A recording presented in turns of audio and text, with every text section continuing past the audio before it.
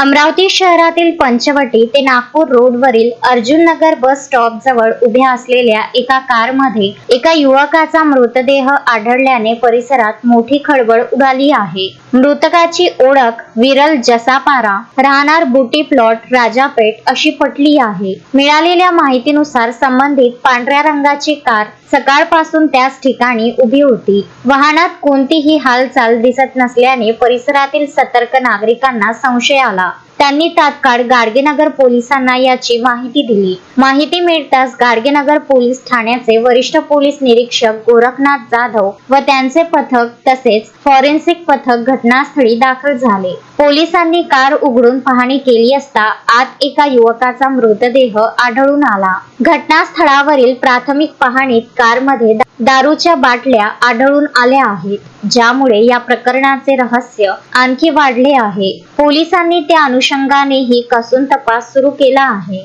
कारमध्ये मृतदेह आढळलेल्या युवकाला तातडीने इरविन रुग्णालयात नेण्यात आले। तेथे वैद्यकीय अधिकाऱ्यांनी त्याला मृत घोषित केले। घटनेची माहिती मिळताच गाडगेनगर पोलिसांनी घटनास्थळ गाठून पंचनामा केला आणि फॉरेन्सिक पथकाच्या मदतीने पुरावे गोळा केले।